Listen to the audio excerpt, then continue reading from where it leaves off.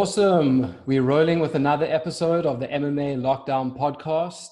Really excited to be chatting to one of my first jiu-jitsu coaches. Still to this date, one of my favorite, Oh, man. Berni. What's going on? Good to have you on the podcast. Yeah, thanks for having me, guys. Looking forward to the chat.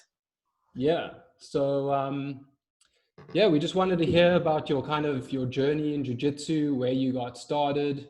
You obviously became a coach later on. You spent some time training and competing in Brazil, and now you're based in the US. So we'd love to hear a little bit about it. Maybe just starting with how you got into jiu-jitsu. Yeah, we had quite a fun club out in Somerset West, my hometown. Um, and I had my friends doing it. A couple of my friends were rolling, and martial arts always seemed fun. And I was like, I want to get into something. I was just spending all my time surfing and doing art. And it actually took like a year of my friend inviting me to come train with them, and I eventually went. First session was basically an open mat, just rolled with big dudes. Like, I couldn't do anything. I'm a tiny guy. I weigh like 140 pounds, about 62 kgs. I think it was like 58 kgs then. But I just had an absolute ball, like felt like a little lion cub, rolling around, playing, and I was immediately hooked. Didn't know anything, but just that that just sense of raw fun and grappling and stuff is so natural in the animal kingdom. Yeah. And I just had fun, so I was hooked, and I kept going, and yeah, fell in love immediately. Yeah. I was there It's for a couple also, of years. yeah. I was just about Yeah, to say that we can all relate to the experience of like having a friend that we've been trying to get to jiu-jitsu for like a year, for 2 years. yeah, And then they finally come, and then it's like, all right, you watch, and like, are they going to hang around? Are they going to leave? yeah, So I'm glad that your friend persisted with you. yeah, man. Yeah, it was a very good friend of mine, and I saw him all the time. And then, made more friends Right. and had more reason to go back and just have fun training with my friends. So that was my start. It was, I didn't really know what I was going to do, didn't know what it was about. I I didn't know UFC till like a year or two into training. Then I kind of started hearing about this MMA thing. So I know a lot of people start because they saw UFC and they're like, I Mhm. got to learn this. That's totally, it went the other way around for me. Yeah. So it was just a good time with my friends and got hooked and kept training and felt the stuff develop. I was like 20, 21. Um, and I remember starting to train. I couldn't do anything. I was just getting beat up the whole time. Not injured, not like manhandled, where people were hurting me. That I was quite easy to control, but I couldn't do anything. Like I have this one memory of some of my first rolls getting tapped like 7 times in a few minutes by a dude, by another white belt. Like whatever. I had no idea what was going on, but um, yeah, there was a 16-year-old kid, and he wasn't bigger than me or anything, but he had been training for a while, and I knew like he's like the first person I got to tap out. And after a couple of months, I hit him with a triangle, and I was like, wow, I'm actually making progress, and from there it just gets better. Yeah. Yeah. Yeah. That's, The gym in Somerset West, was that just a jits gym? There's not an MMA gym or any stand up. No, there was kickboxing guys running out of the gym.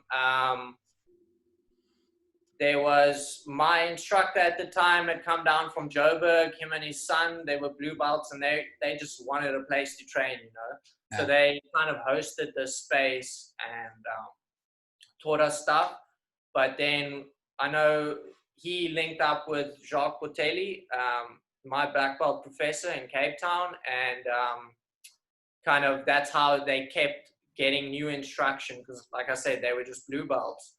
and Jacques would come through like every 2-3 weeks for a little seminar, and that's also how I got linked up with Jacques from Alliance Cape Town. Yeah, I was just about to ask when you made that move, because that's where I joined, and then obviously we met. Yeah. So how long were you training before you moved over with Jacques? So I met Jacques maybe a couple of weeks or a month into my training. Okay, so quite early on. Like I said, he came through every other Saturday.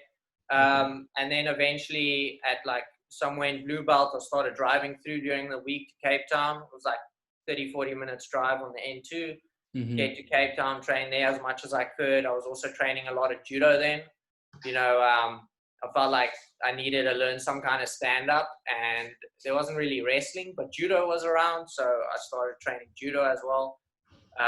So at that same time, kind of Blue Belt is where I really started going to Cape Town a lot. And I believe I met you, Jared, when I was a purple or just got my purple. Yeah, you're definitely a purple. I don't know like how early on it was, but that's when I moved to the city. Like, moved actually to Woodstock, but very quickly ended up living in the gym for a couple of years. So in that period, from white belt to purple belt was kind of my Somerset West years. Okay. And I know you guys want to know about the teaching. I very quickly got involved in teaching. I had past experience of like transferring knowledge to people through surf coaching. I taught like kids, adults, older people how to surf. So I was comfortable, like if I have knowledge, how to communicate it. So I was actually the first jiu-jitsu class I gave, I was a white belt. And, you wouldn't normally like learn from a white belt in a sense, or have a white belt run a class. But, I remember the first time my instructor asked me to run a class, I was like, okay, I made sure I have a class plan and I have information to relay to people, and I know what I'm talking about as little as I could. As I had, I made sure I'm not talking nonsense, So I had experience from early on teaching classes, running classes, and helping out. And, my instructor then, James, he would kind of put us on the spot like that, kind of to he like throwing us into the deep end a bit. And if I get thrown in the deep end, I swim, bro. Yeah. At least I try to swim, So Right. that's kind of where the coaching started. And then the move to Cape Town was because I was really enjoying the coaching. I was doing all right with it, and Jacques needed help with his gym. He was also in between Cape Town and PE, and he needed, he needed some backup with classes. So that's the opportunity I had to move to Cape Town and really, really be involved with teaching full time. Okay, so at that point, that was at like the 3-year mark of my training. That's when I got my purple belt. Okay. It could be, I think it was 3 years. Could maybe have been a bit longer. So it was quite a quick process from going from like trying this martial art out to this is kind of what I'm doing full time, living it, teaching it, training. Yeah, I was in art school that time, so I didn't really have responsibilities. I had to make art. That's all I had to do. And at the same time, I remember like when I started, I was in the second year of art school. So I'd say I was like 20, and I didn't have much direction. Like I had fun doing all this stuff, but I was lacking a bit in discipline, At that same time, I started with jiu-jitsu, and I must say that helped me a lot with like having that commitment to something. And like, sometimes you're in an uncomfortable situation or you don't feel like doing the work, but you've made this commitment to get this work done, or you have this goal, you got to push through. It's like very, very quickly in jiu-jitsu, I had big guys smashing me in mount, and I could tap from being uncomfortable, or I could have some little bit of perseverance and actually end up escaping. somehow reverse the situation, end up in mount and actually catch a guy twice my size. I was like, dang, if I can do this, you know, Awesome every feeling. time that happens, you have a bit more of like, okay, the situation's uncomfortable now, but if I just stay calm, do my best and do what I can end up on top and actually succeed, you know? Definitely. So, Becoming, getting comfortable in the uncomfortable.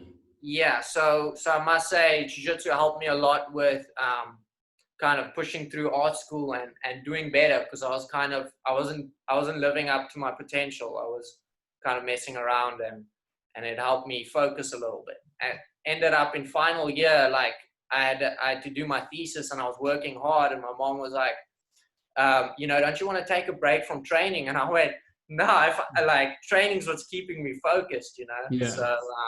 So those things went very hand in hand for me. Awesome. I just want to know, I mean, I want to touch on your art because it's awesome. I was having a look at your Instagram now. But before we chat about it, I was wondering, was there anything, I mean, there's always a few things that you could maybe point to that really drew you to jiu-jitsu and wanting to persevere, you know, whether it's, you know, the feeling of being uncomfortable and working through that perseverance. Yeah, that was a big thing, like seeing how much it helped with my focus, but also, you know, from surfing, you know, you see a lot of people that love surfing also love jiu-jitsu. You know, when you're riding a wave, you can't tell the wave what it's doing. You can't force a turn. If you try and force a maneuver or something, you bog a rail, you fall, you bail, right? You have to read what's happening and act accordingly and use that opportunity to the best that you can, right? Make the most of that opportunity to do the coolest move or the best feeling carve or something. And kind of riding my opponent felt the same. I was never like big or strong. Like I said, I'm quite a tiny guy. I could never force positions. So it was, how can I read his movement and use that to either jump over him, or because I'm fast. That's my attribute that I have. I'm not strong. I'm not heavy, but I have speed and agility on my side. So how can I read this guy's movement and end up flipping over him into a better position or ducking under something? So with that timing, so that was big. Like, as much as I enjoyed surfing, it was like I was surfing the situation with the jiu-jitsu, with the grappling. So Sure. I know all the surfer jiu-jitsu guys can relate 100% to that, you know? Definitely. No, it's very interesting how those like analogies fit together, and you find those like a common interests. Like another major one is jits and chess. Oh yeah. Jits people are often attracted to chess, and chess guys who've never been involved in much physical sport find jits and they love it and they excel at it, because there's obviously like the mental game of trying to figure out what's happening 1 or 2 steps ahead is happening in both. Like for me, I'm shit at both, but I love them both. So just keep going. Well, you know, we're all just trying to suck less at it, you know? Yeah, exactly. Yeah. And you also get into like these ebbs and flows in both, where you find like, why have I been getting smashed the last 2 weeks on chess.com and on the mats, you know? Yeah. Maybe I should get onto that, chess.com. Yeah. Chess.com, it's good for the lockdown. Yeah. If someone had to say to me like, oh, sorry, Bern. Yeah, no, just more with the chess, like, you know, you kind of, I'm sure if you have you're a master of chess, you make a move and you know kind of what's his common reactions going to be, what's those big percentage reactions from him going to be, what's his options. And if I know what his options are, I can either block those or I can use them to my advantage. So that's the same with jiu-jitsu. You know, if I make this move, if I try sweep, do a scissor sweep, you know, you could do X, Y, or Z. And if I have answers for those, I know he's going to do that. That's like, maybe he's got like some funny trick that he might do, you know, at higher levels. Right. But highest percentage, he's going to give me one of these three answers. And if I have tracks for those, I'm staying ahead. I'm the steps ahead, you know. For sure. And I remember you helped me spend a few hours, quite a few hours preparing for my blue belt exam. Yeah. And one of the things I remember you would say is, it's all about, in the beginning, it's putting kind of words together, then it's kind of putting sentences together, and then more complex sentences. So it is really just building on that. A lot of the time, in the beginning of your jiu-jitsu game, you're very linear. You can only see one thing. You're trying to pass the guard, or you're going for Kimura instead of maybe, bumping him to put his arm out to go for a Kimura. So that's something that I remember that always stuck with me. Yeah, you learn the words, then you start kind of having phrases, basic phrases. Mm-hmm. Like you learn armbar, then you say, I do armbar. Then you learn armbar to triangle. And soon you're having a very articulate debate with your opponent in a sense, right? And sometimes, with strength, there's all, it can get, the analogy can get quite complex because you can go, oh, but like I'm strong, so you can't force this move on me, just like how someone can be really loud and kind of shout over your argument, but if you know how to move around it, you can still come out on top, Yeah, definitely. And then Bern, obviously you also spent some time, I don't remember how long it was, in Brazil. Actually was looking, as I said earlier, looking at your Instagram, and I saw that awesome submission when you're competing in Sao Paulo of the armbar. Yeah, Speed. basic work. Like I think the first person, or like let's say if you look at a time frame, the first person who was quoted saying, I know Hoyler has a story about his father Helio, where Helio went like chokes first prize, so when you go for the guy's neck, he ends up, bringing arms up to kind of defend, and that's an easy way to open up the arm locks as well. So I always like going for chokes. Chokes are first prize, and like Helio said, there's no tough guys when it comes to chokes. And I ended up going for an X choke, and I held it on quite long, and the guy, eventually my grip kind of just failed the escape. But then I went for it again, and this time he respected it because I almost tapped him out with the choke, and he was so focused on the choke that he started like, he left his arm out, boom, snap up on the armbar. I don't think I've ever cranked the armbar that hard in my life. It was, but I was going to finish it. I was in Brazil. It was my first match ever as a brown belt, gringo in Brazil. I had a bunch of my friends there from Brazil. I heard them like, shouting, "Gringo, gringo!" Yeah. I wasn't gonna let it go, So I ended up getting the armbar from God. So I was pretty stoked. Yeah, that was beautiful. Yeah, thanks. Yeah, I really liked how you used the choke. next match was against like this, like, bear in mind I'm 60 kgs, fresh brown belt, go up against like a 90, 100 kilogram black belt. I fought pretty hard, but actually went the full 10 minutes, didn't get anything on it, but that was a great experience. I actually just spent a month in Brazil. Okay. With Kudu. He showed me around Sao Paulo. I believe, Jared, you met Kudu? I did, yes. Yeah. Trained with the Lions guys in Sao Paulo. You guys know the Dream Art. You've seen that Dream Art project on. You'll check, like, they've been blowing up the last, let's say, year or so. Anyways, I trained at that academy in Sao Paulo, and there were some really tough kids, and they pushed me, man. Like,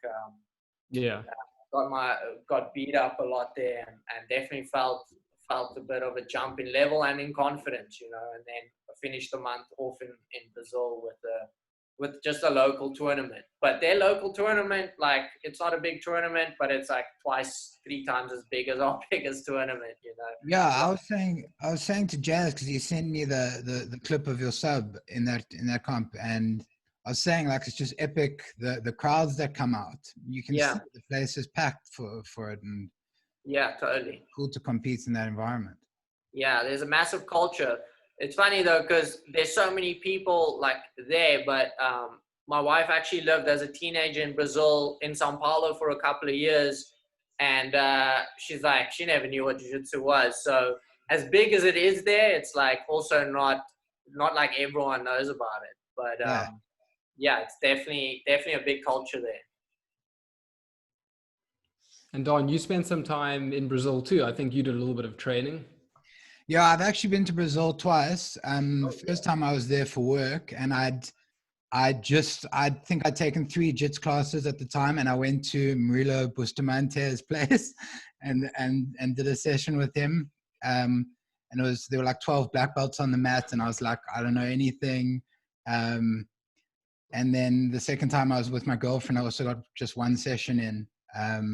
So unfortunately, I've been to Brazil twice, but only got two sessions in. The second time was with Fight Zone in Rio, the Checkmat affiliate, which was very cool.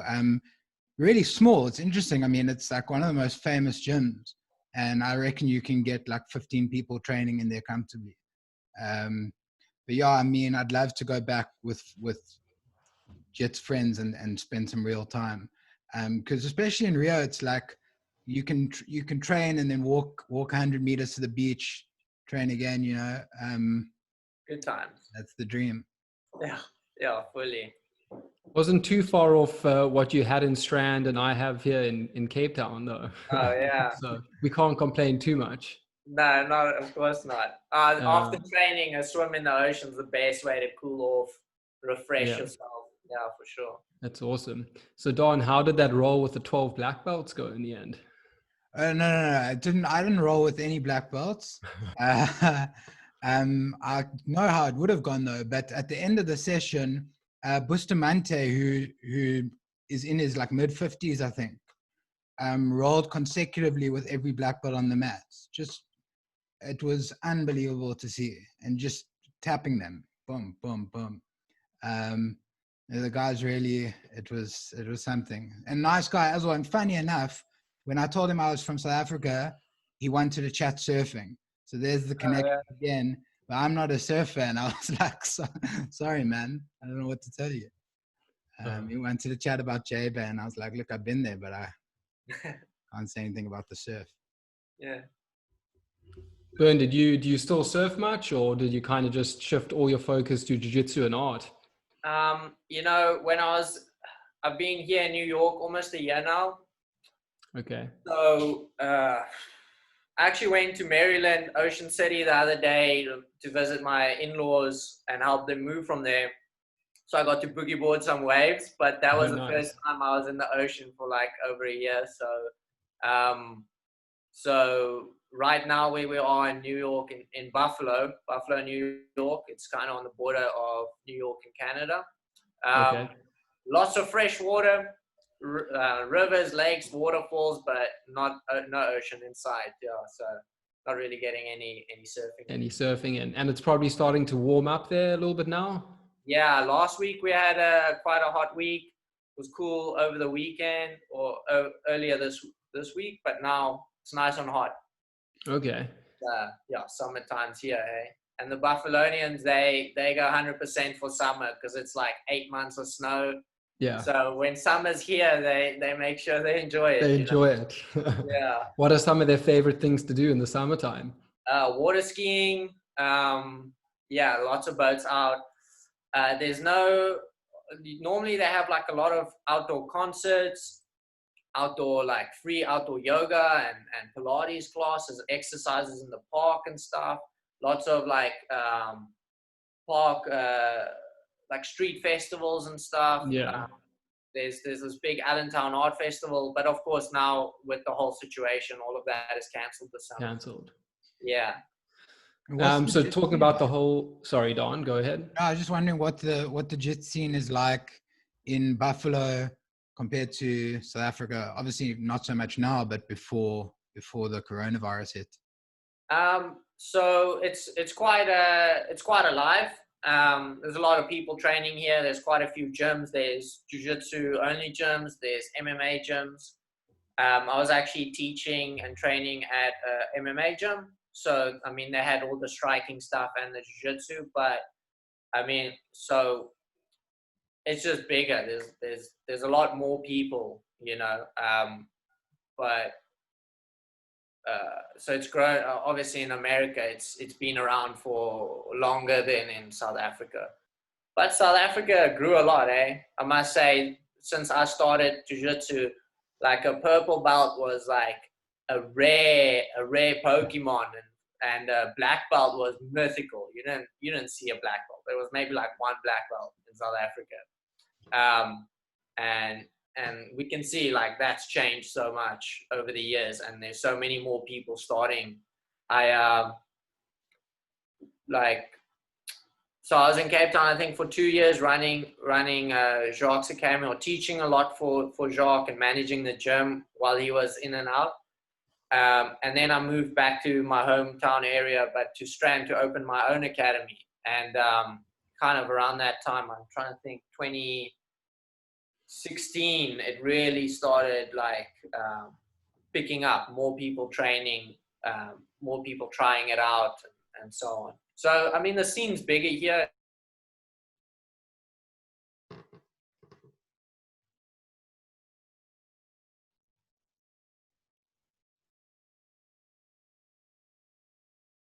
Yeah, I was teaching classes for the gym, kind of filling in for the other black belts.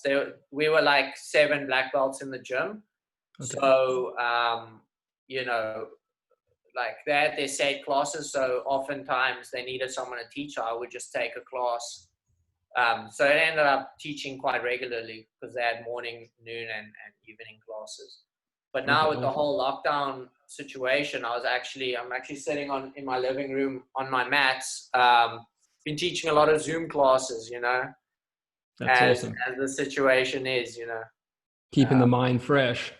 Yeah, and I had my wife being my partner a lot for the Zoom classes, but also teaching on my own, because of course, not everyone has the luxury of having a training partner. So also catering for the people that are maybe training or by themselves, quarantined. So, you know, just keep moving and kind of doing our best to still learn jiu-jitsu and still keep it fresh.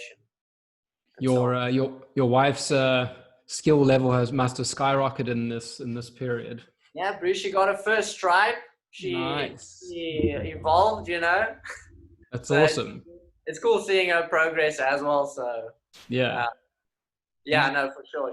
She's been getting some good training in. Do you guys have any sense of any kind of timeline for a return to the gym and how that might look in terms of smaller classes and different approaches? Guys are strategizing, trying to figure it out, but not really. I think it's going to be like, the thing with here in the States is every like neighborhood has its own rules compared to every county, compared to every state, compared to the whole country. Like, so in this county, which is you know, just an area, it could be different to the county next door, and the stages are kind of staggered according to high risk areas. So we're not even sure which stage kind of gyms can open. I think maybe stage 3 or something. And but there'll probably be some regulations. So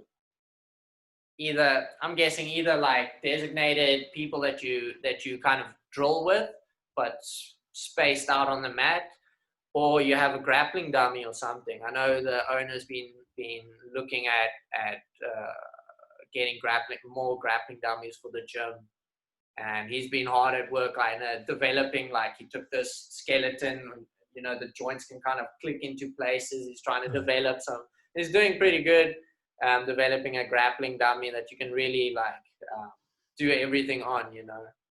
Yeah, the grappling dummy definitely needs some innovation. I don't think it's changed in decades. Yeah, I think the first person to really hook up a rad grappling dummy that can do a lot of things can patent it and really make some good progress with that. Definitely. Yeah.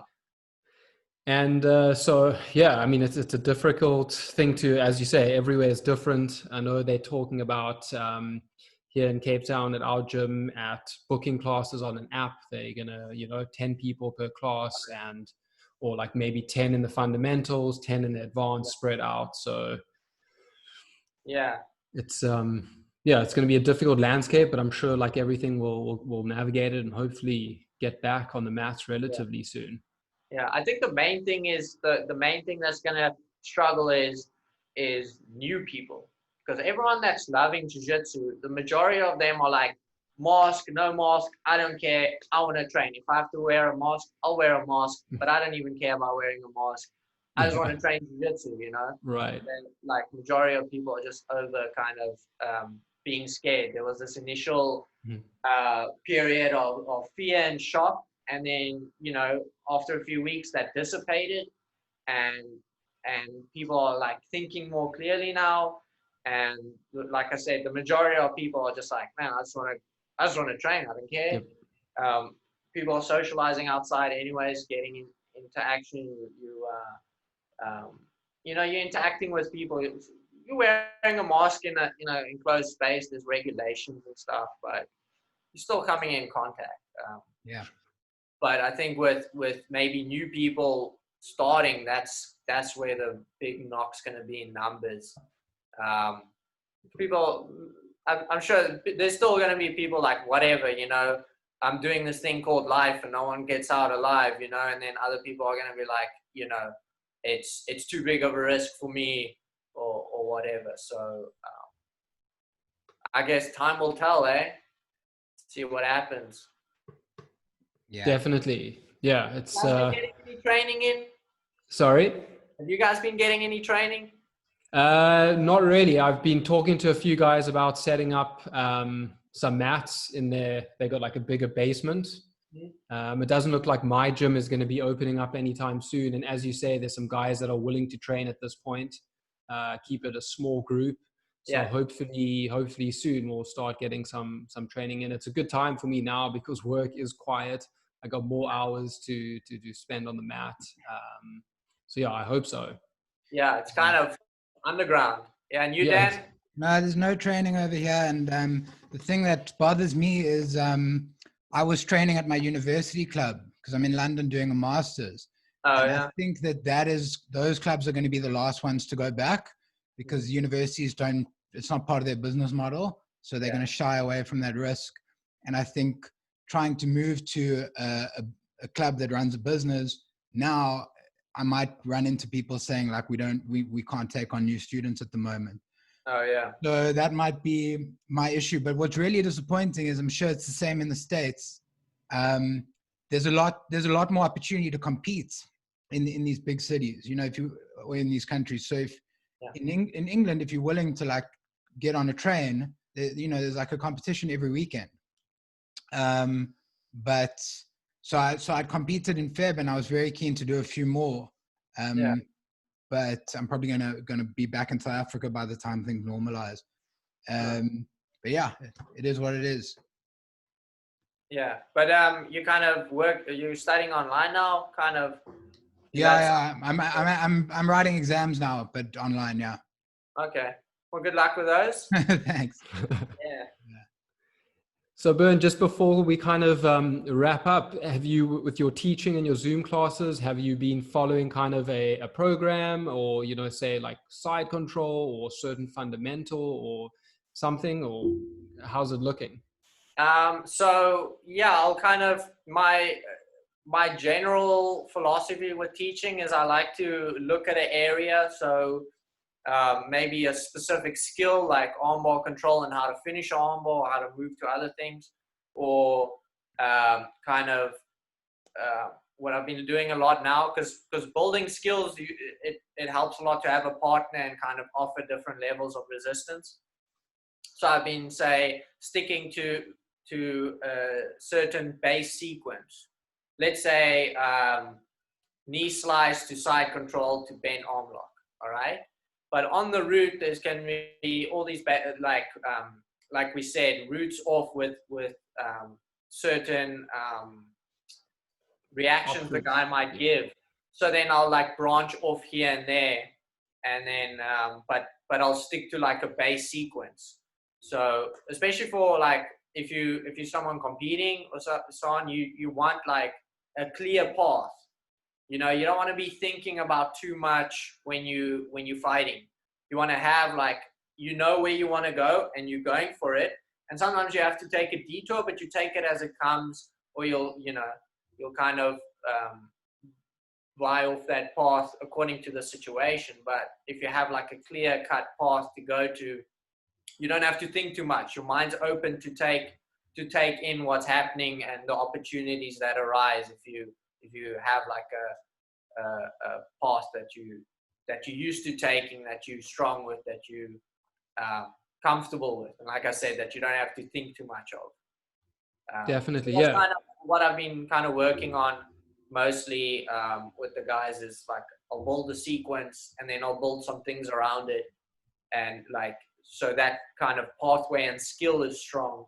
I don't like to jump too much from position to position, because then I'm just adding random like puzzle pieces. When I build a puzzle, I like to be like, okay, let me build this area with say the tree, and I'll build the tree, and then I'll go over to the birds flying, and then they're gonna connect.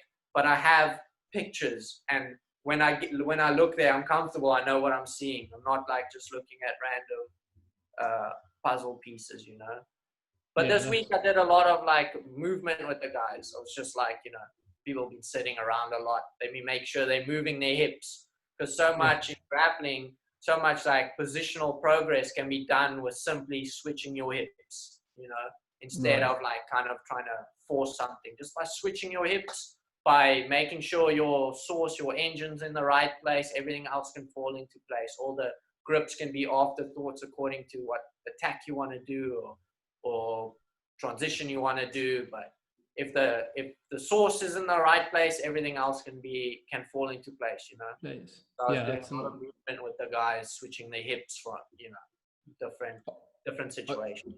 Are you running the Zoom classes just for your gym, or you just run them like on your own? I'm running them for the gym. They kind of paying me per class to Okay. run. So I'm running the noon classes right now for the jiu-jitsu, and filling in maybe somewhere else. Okay, awesome. Yeah. Nice, Bern. So all right, so there's no real clear guidance as to when you can get back, but it's awesome that you can keep moving, teaching a little bit, stay connected with the guys. Yeah. I'm playing with the idea as well of like people who are comfortable to get some private classes in, trying to figure out the situation, because obviously, got to get by. For sure, yeah, you have to. Yeah. And did you have any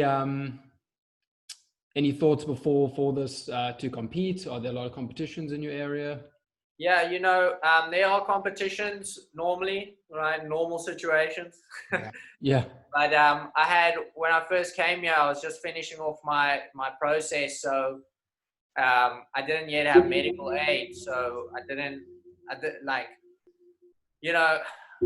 want to compete and have that in the back of my mind, like, what if I get injured? And right. Medical aid or whatever. But now that I can sort that out, it's kind of like, I'll compete. So I hadn't competed since I was here, just because when I compete, I like to. That's the one time when I like go 100%, where I just go, and I don't want to think about, oh, what if I get hurt, or what if. I just didn't want that in the back of my head. I want to be able to go out there, and whether I get injured or not, I can give my best and just, So no, I had some good competitions before I moved, but in South Africa. But since I've been here, kind of waited for the medical aid situation. Fair enough. I think that's a smart move. Yeah. Bern, it's been really awesome to catch up with you. Hopefully we can do it again in the future. Thanks for taking the time. Yeah. And hopefully we'll see you back in Cape Town sometime in the near future when we can travel again. Yeah. And if you don't mind me plugging a bit. No, go ahead, Bern. I've got a lot of jiu-jitsu and martial arts themed stuff online right now, and I'm busy working on posting more stuff, but got some cool lino cuts. Actually, I've got some framed up behind me. Awesome. Just some martial arts themed stuff. If you check out Etsy, Burn Brave, BURNBRAVE. I'll put the links in the description too if you send them to me. Sure, yeah. So I've got my Etsy shop out now, and kind of trying to make some sales there. I've been getting some sales, so that's cool.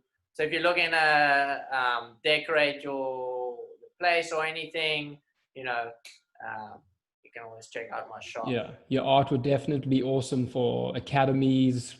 I mean, I definitely want my own little jits mat space one day, and your art would be perfect for that.